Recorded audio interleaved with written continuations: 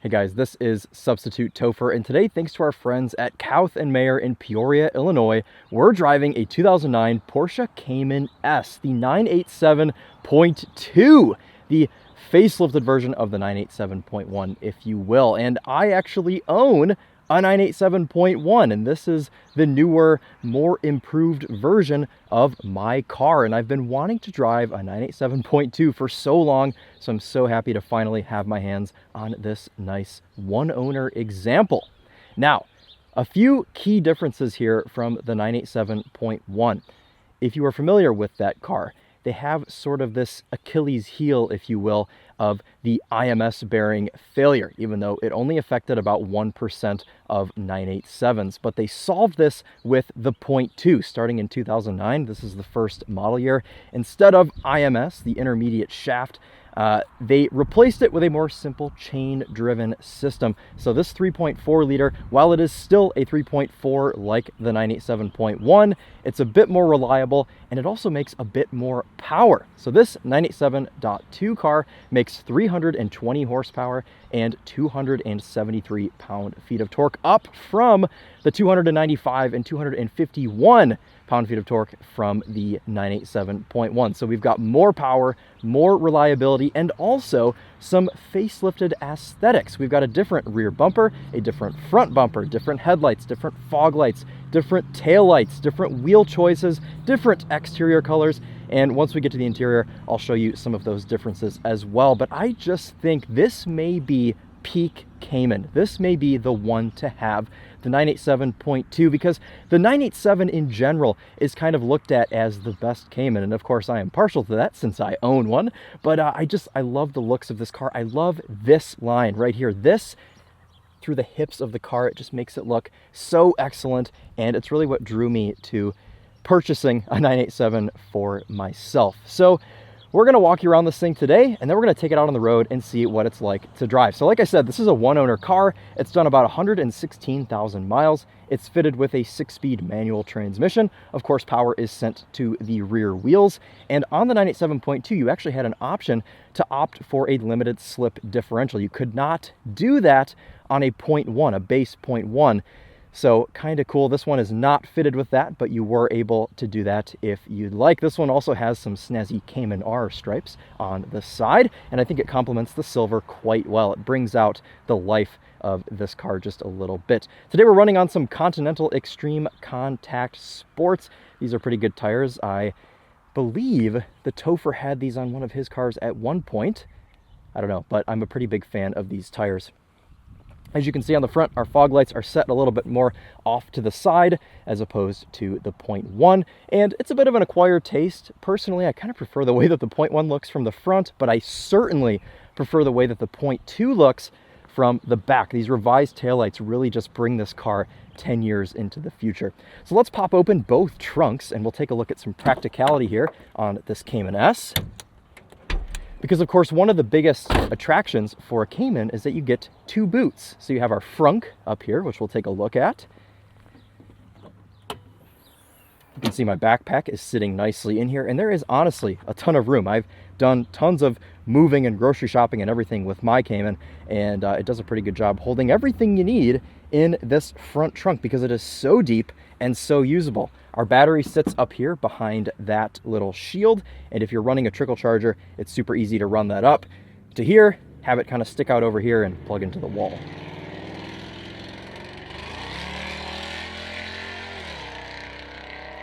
Sorry about that Mustang spoiling the moment. Okay, let's shut the hood, the frunk, and let's go back to the trunk where the Cayman is a liftback. So we have quite a bit of room in this car. I know this may sound silly, but Caymans are actually quite practical and quite usable as daily drivers, of course, if you don't have children and you just have one person going around with you or nobody going around with you. That's even more ideal.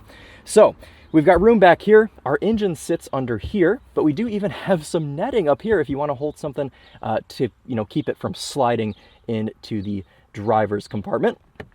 And we have a little fill right here for oil. Pretty easy to access.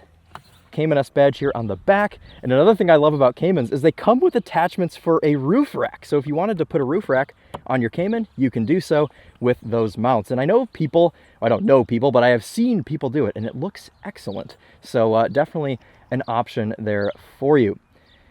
Okay, I think my spiel with the Cayman on the exterior is just about done. Let's hop inside and we'll take a look at some of the other differences from the 987.2. So these are non-sport seats in this car, pretty much identical. I think they are just identical to the seats you would have gotten in a 0.1. But if we move over to the dash, we'll see some differences. So we have a couple changes in just materials in here. This screen is new, this whole unit. And then also these controls down here in the 0.1, they're gray, and the 0.2, they're black. Otherwise, this steering wheel was an option. You could have this thicker 911 style wheel, or you could have just the base wheel that you got on a 987.1. So there really aren't a ton of differences in the visual department, which I like, which is why I think that this may be peak Cayman. And I hope we're able to answer that question today on our drive. So let's go ahead and start this 987.2 up. And we'll do it with the door open so you can hear that flat six come to life.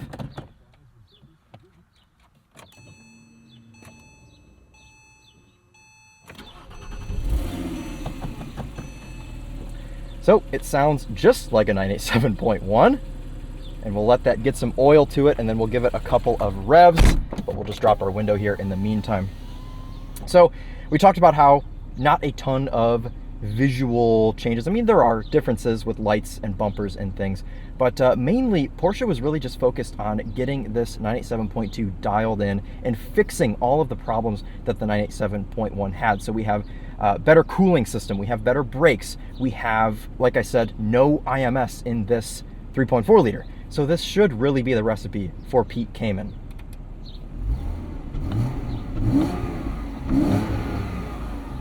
And it sounds excellent. It sounds just like my car. Okay, let's get this Cayman S out on the road and see what it's like to drive. 6-speed manual in this car. You could also get a PDK though. PDK was introduced for the 0.2 generation. Back with the 0.1, if you wanted to opt for an automatic, you were stuck with a 5-speed Tiptronic. So the automatic cars were most improved for the 0.2 generation because you had that fast shifting, I want to say 7-speed PDK, which if you're unfamiliar is the Porsche Doppelkegungstrieb, which is just Porsche's way of saying dual clutch automatic. And this car's done 116,000 miles, but you cannot tell. I mean, this thing drives like my car. I mean, my car's done 36,000 miles, so this car has done 80,000 more miles than my car has. And to be honest with you guys, it feels just as dialed in.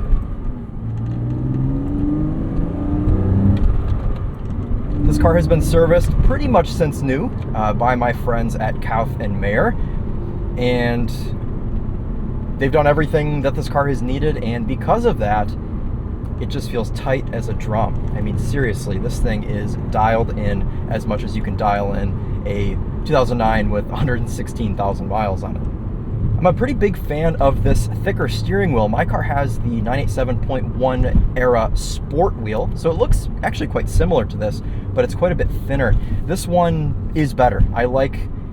Don't necessarily love the way it looks, but I like the way it feels in my hands, and it adds just that much more driving pleasure to this car.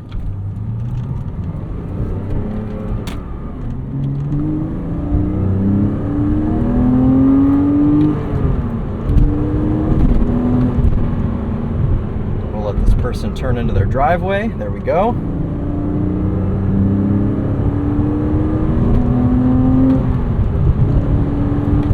So 25 more horsepower than the 0.1. Can you feel it? I guess you could say so.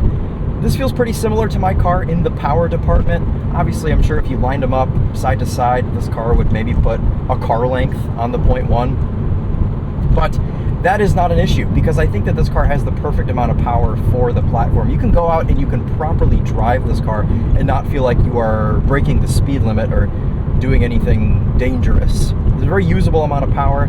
It weighs just under 3,000 pounds. And with that power to weight ratio, it is really, really proper. that's what I love so much about Caymans, is they are just, in my opinion, the perfect sports car on a budget. And speaking of budget, let's talk about another difference you have with the Point 2. We've talked about how this car does not have IMS, and because of that, it demands quite a premium over a Point 1. A comparable Point 1 versus a Point 2, you're going to be paying anywhere from $10,000 to $15,000 more for a Point 2. That is how much more these cars are worth. And you know, you park them next to each other, and someone who isn't an enthusiast is not going to be able to tell the difference. So just something to keep in mind. And if you're weighing the differences, if you did have to do IMS, well, not if you had to, if you choose to do a clutch and IMS on a 987.1, it's going to cost you a few grand. And if you get that taken care of, you're pretty much good. You don't have to worry anymore. On the flip side, though, if you don't do IMS and it does fail, it takes your engine with it, which ends up being like a $20,000 repair. So you kind of just have to choose what makes the most sense for you. And it would be tough for me. Obviously, I went for a Point 1 because I could not afford a Point 2. Even back in 2019 when I bought my Point 1, Point 2s were still $10,000 to $15,000 more. So it was kind of out of the question for me. So I bought a low mileage Point 1.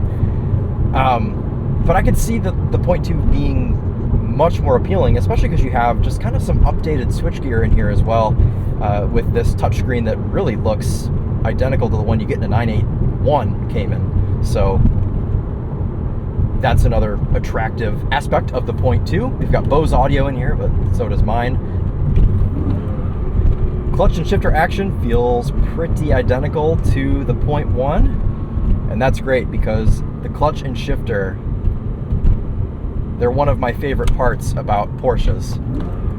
They just make everything feel so perfect, and this car is no exception to that.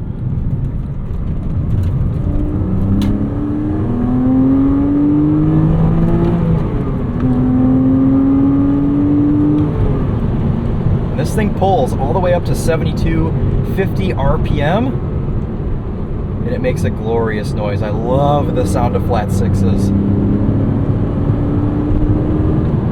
And around 4,500 you get that just that classic Porsche howl, and I love it. It's a great noise. These sound incredible if you do exhausts on them. I've been thinking about doing it on mine. But then you're in 6th gear and it's quiet and reserved and smooth.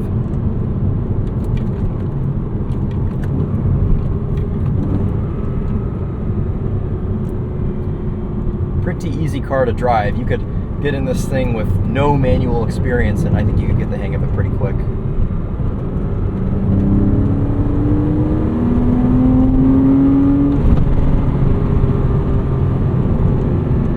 It likes being up in the revs. This is a very high revving, happy engine. Of course, Porsche engines don't like to be lugged, but no engine likes to be lugged, but they're happier in the higher rev ranges.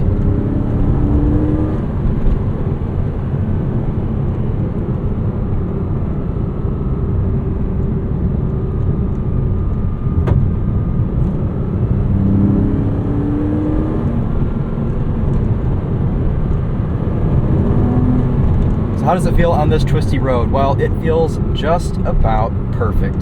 For a car that you could get in and drive cross country by yourself or with a significant other or a friend, and then get out on a road like this and do this comfortably for like 30 grand, how can you beat this? It's just the best choice, in my opinion. For $30,000, having this car would just be the best use of your money. I mean, this is just a great solution for that. Now, of course, you could argue, well, yes, you could go and have a brand new Subaru BRZ, as the TheTopher has done, or you could go and have a brand new Subaru WRX or Acura Integra or something like that. And yes, you could, but this is just so much cooler, in my opinion. I love this era of Porsche. And I'm going slow up here because I saw a deer earlier, so excuse me for treading lightly through this section. But the steering is just telepathic. This era of Porsche steering, probably my favorite. I like it better than the new cars. I like the way these cars drive better than the new cars. They're more pure, and I know that makes me sound like a boomer, but they really do connect you to the road.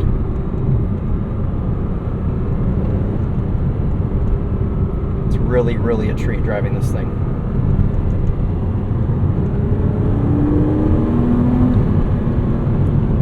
Brakes feel nice. Got a nice bite from that pedal. And the actual ride is not too bad either. They've definitely done some suspension tuning to improve the 0.2 over the 0.1, and this car rides better than mine does for sure.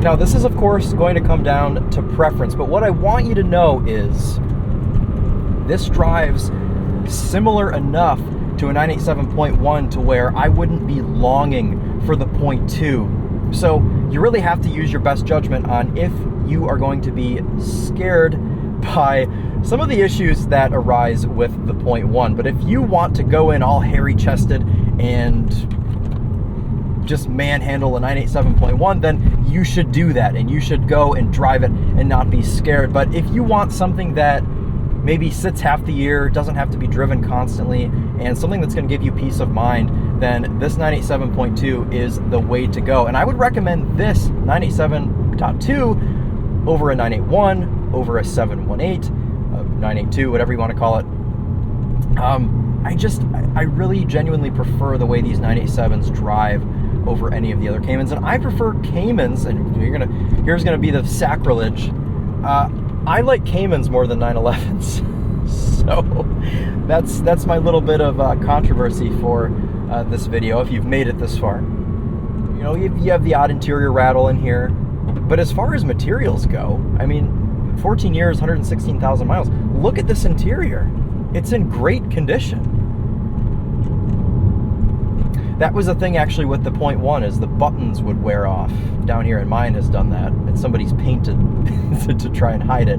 But all of the materials here in the middle are improved for the 0.2, so that solves that issue as well. And this car has just held up spectacularly. It really still looks modern, in my opinion, because Porsche's really just never changed the way they look. So I would say this car, it looks new, it drives new, it sounds new, it feels new, and it's really a great solution for somebody that is a little apprehensive on going for a 987.1. The only real issue is actually finding a 0.2, because they didn't make as many 0.2s as they did 0.1s. So they're harder to find, they're more expensive. So there's a bit of a challenge in acquiring a 0.2, but if you're able to do so, then go for it, and you'll be absolutely thrilled.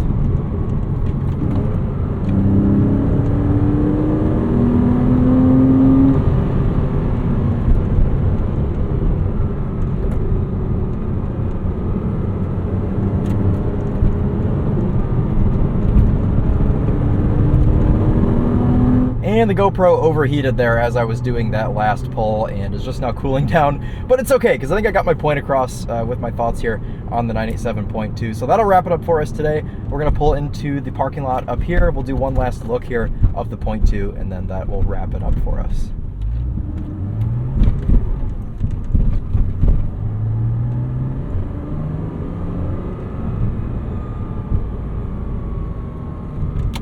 So thank you again to Kauthenmayer in Peoria, Illinois, for letting me have a go here in this 2009 Porsche Cayman S. It's a great thing. I mean, really, 987s are the way to go if you're looking for a reasonably priced sports car, and I would certainly recommend going for one. So with that being said, Thank you all so much for watching. We'll be back soon. I also reviewed a manual E38 7 Series and a really cool 80s movie car, so make sure you stay tuned for those, or if those are already live, make sure you go and check them out. But that'll wrap it up for the 987.2. We'll do one last walk around. That'll be it.